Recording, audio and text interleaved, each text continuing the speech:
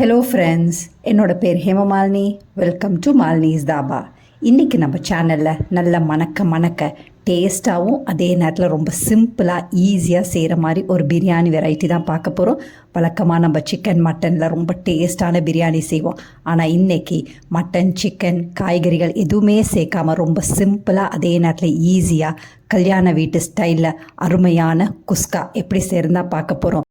இந்த குஸ்காவை chicken, mutton, காய்கறிகள் எதுவுமே இல்லாத நேரத்தில் இந்த மாதிரி குஸ்காவை நீங்கள் செஞ்சு கொடுத்தீங்கன்னா குழந்தைங்க விரும்பி சாப்பிடுவாங்க. இது ஒரு அருமையான லஞ்ச் பாக்ஸ் ரெசிபி.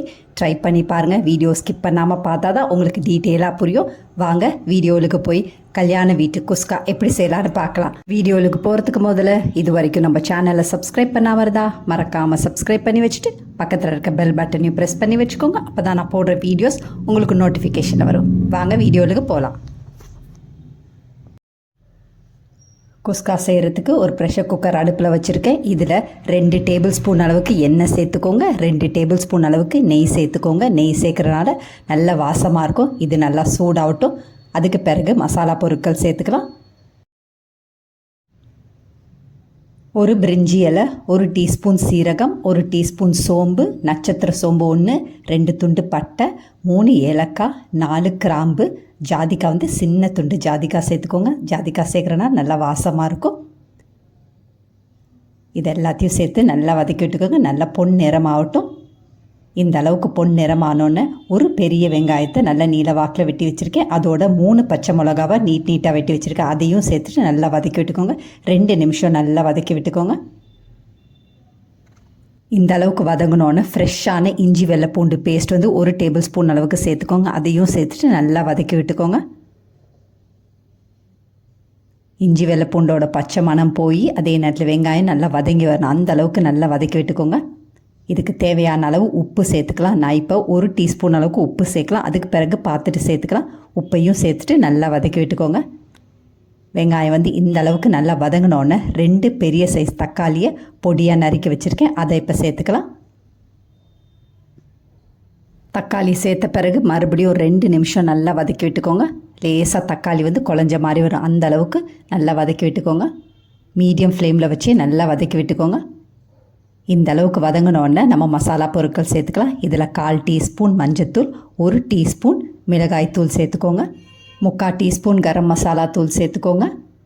அதையும் சேர்த்துட்டு நல்லா வதக்கி விட்டுக்கோங்க. கைவிடாமல் 2 நிமிஷம் மீடியம் ஃப்ளேமில் வச்சு நல்லா வதக்கி விட்டுக்கோங்க. தக்காளி நல்லா குழஞ்சி வரணும். எண்ணெயெல்லாம் நல்லா பிரிஞ்சு வரணும். அந்த அளவுக்கு நல்லா வதக்கி விட்டுக்கோங்க. பாருங்கள், இப்போ தக்காளியெல்லாம் நல்லா குழஞ்சி எண்ணெய் பிரிய ஆரம்பிச்சிருச்சு. இதில் 1/2 கப் அளவுக்கு கெட்டியான தயிர் சேர்த்துக்கோங்க. தயிரையும் சேர்த்துட்டு நல்லா கலந்து விட்டுக்கோங்க. மீடியம் ஃப்ளேமில் வச்சு கைவிடாமல் 2 நிமிஷம் நல்லா கலந்து விட்டுக்கோங்க. இந்த அளவுக்கு நல்லா கொதித்து வரும்போது 1/2 கைப்பிடி அளவுக்கு பொடியாக நறுக்கின புதினா, கொத்தமல்லி சேர்த்துக்கோங்க. அதையும் சேர்த்துட்டு நல்லா வதக்கி விட்டுக்கோங்க. 2 நிமிஷம் மீடியம் ஃப்ளேமில் வச்சே நல்லா வேகட்டும். இந்த அளவுக்கு நல்லா கொதிச்சு வரணும். அதுக்கு பிறகு 1 கப் அளவுக்கு தண்ணி சேர்த்துக்கோங்க. தண்ணியும் சேர்த்துட்டு நல்லா கலந்து விட்டுக்கோங்க. இப்போ உப்பு செக் பண்ணிக்கலாம். நம்ம ஏற்கனவே 1 டீஸ்பூன் அளவுக்கு உப்பு சேர்த்துருந்தோம். நம்ம இன்றைக்கி குஸ்கா செய்கிறனால கொஞ்சம் அதிகமாக உப்பு இருந்தால் தான் டேஸ்ட் ரொம்ப நல்லாயிருக்கும். 1/2 3/4 டீஸ்பூன் அளவுக்கு உப்பு சேர்த்துக்கோங்க. உப்பையும் சேர்த்துட்டு நல்லா கலந்து விட்டுக்கோங்க. இப்போ நல்லா கொதித்து வரட்டும். அதுக்கு பிறகு நம்ம அரிசி சேர்த்துக்கலாம். நான் ஏற்கனவே 1 கப் அளவுக்கு பாசுமதி அரிசி எடுத்து 2-3 தடவை நான் கழுவிட்டு 1/2 மணி நேரமாக ஊற வச்சுருந்தேன். இப்போ தண்ணியெல்லாம் வடிச்சிட்டு இதை சேர்த்துக்கலாம். அரிசியை சேர்த்த பிறகு மறுபடியும் நல்லா கலந்து விட்டுக்கோங்க. ஒரு கொதி வந்தோடனே ப்ரெஷர் குக்கர் மூடியை போட்டு வெயிட்டையும் போட்டு ஹை ஃப்ளேமில் வச்சு ஒரே ஒரு விசில் வந்தோடனே அடுப்பை ஆஃப் பண்ணிடலாம். இப்போ ஒரு விசிலும் வந்தாச்சு. அடுப்பை ஆஃப் பண்ணிவிட்டேன். இப்போ ப்ரெஷரும் நல்லா ரிலீஸ் ஆகிடுச்சு. இப்போ ஓப்பன் பண்ணி பார்த்துடலாம். பாருங்கள், திறக்கும் போதே நல்லா மணக்க ரொம்ப சுவையான கல்யாண வீட்டு ஸ்டைலில் குஸ்கா ரெடி ஆகிடுச்சு. பாருங்கள், இந்த அளவுக்கு நல்லா உதிரியாக இருக்குது. 1 கப் அளவுக்கு பாசுமதி அரிசிக்கு 1 கப் அளவு தண்ணி கரெக்டான மெஷர்மெண்ட். நீங்கள் ப்ரெஷர் குக்கரில் வைக்கிறதா இருந்தால், நீங்கள் ஓப்பன் பேனில் வைக்கிறதா, அதாவது பெரிய கடாயில் வைக்கிறதா இருந்தால் 1 கப் பாசுமதி அரிசிக்கு 1/2 கப் அளவுக்கு தண்ணி கரெக்டான மெஷர்மெண்ட். பாருங்கள், ரொம்ப அருமையாக வந்திருக்கு. கல்யாண வீட்டு ஸ்டைல்லையே ரொம்ப டேஸ்ட்டாக இருக்கும். இது ட்ரை பண்ணி பாருங்கள். நல்ல உதிரி உதிரியாக நீங்கள் நினச்சி பார்க்காத அளவுக்கு ரொம்ப டேஸ்ட்டாக இருக்கும். இதை ஒரு தடவை நீங்கள் செஞ்சீங்கன்னா அடிக்கடி செய்ய ஆரம்பிச்சிருவீங்க. சிக்கன், மட்டன், காய்கறிகள் எதுவுமே இல்லாத நேரத்தில் இந்த மாதிரி குஸ்காவை நீங்கள் செஞ்சு கொடுத்தீங்கன்னா, அதுக்கு தயிர் பச்சடி, வெங்காய தயிர் பச்சடி செஞ்சு கொடுத்தீங்கன்னா டேஸ்ட் ரொம்ப பிரமாதமாக இருக்கும்.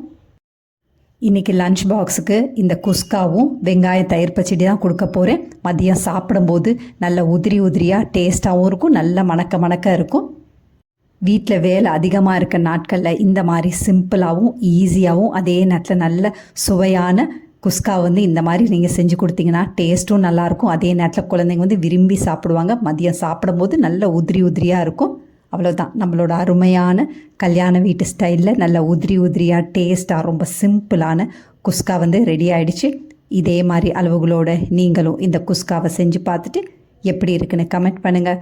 பிடிச்சிருந்தா இந்த ரெசிபியை உங்கள் ஃபேமிலி ஃப்ரெண்ட்ஸோடு ஷேர் பண்ணுங்கள், லைக் பண்ணுங்கள், சேவ் பண்ணி வச்சுக்கோங்க. இந்த மாதிரி ரெசிபீஸ் வேணும்னாலும் மறக்காமல் நம்ம சேனலை சப்ஸ்கிரைப் பண்ணி வச்சுக்கோங்க. தேங்க்ஸ் ஃபார் வாட்சிங் ஃப்ரெண்ட்ஸ்.